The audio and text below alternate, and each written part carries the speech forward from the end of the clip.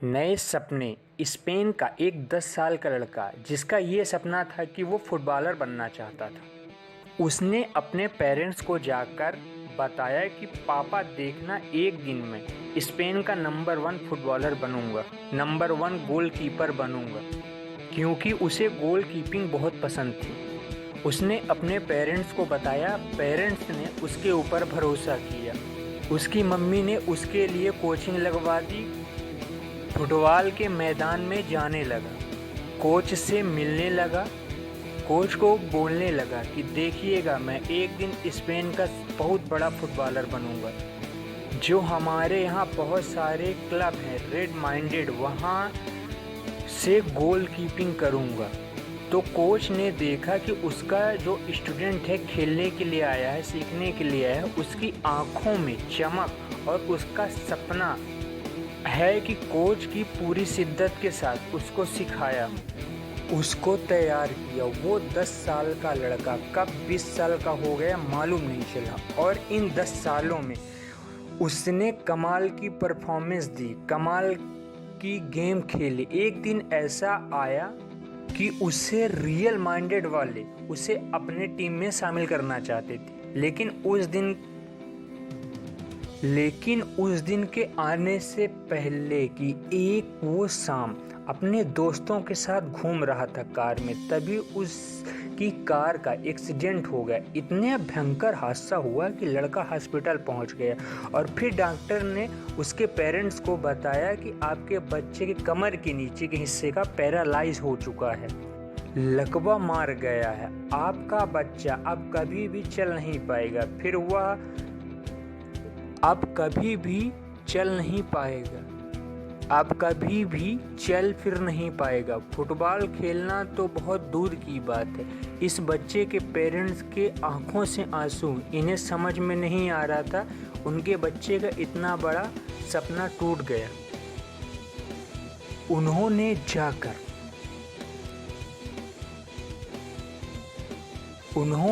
जाकर के अपने बच्चे से बात की, उसे समझाया कि बेटा, अब आपके आने वाली ज़िंदगी बड़ी मुश्किल होने वाली है।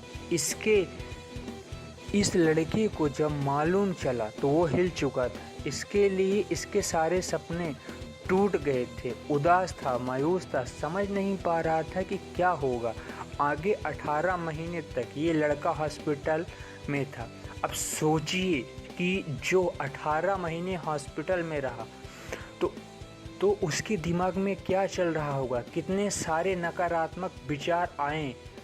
इसके साथ भी यही हो रहा था, लेकिन इसने हार नहीं मानी। इसे लगा कि इसे लाइफ में सकारात्मक विचार के साथ वापसी करनी चाहिए।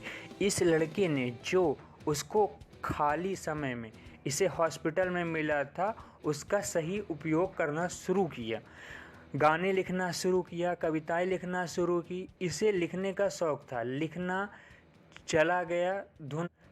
चला गया, धुन बनाता चला गया, उसे गुनगुनाने लगा। इसका दिमाग जो था वो फुटबॉल से हट के म्यूजिक की तरफ आने लगा। इसे लगने लगा कि इसे अब म्यूजिक में कुछ करना है। आप सोचिए, वो लड़का जो हॉस्पिटल में था, वो अब नया सपना देख रहा था। आपको यकीन नहीं होगा, 5 साल के बाद में इसका एक गाना आता था जो पॉपुलर हो गया। वो गाना था life goes on the same, और ये लड़का स्पेन में बहुत पॉपुलर सिंगर बन जाता है। इसका नाम है जूली वेलिस। इनकी सच्ची कहानी।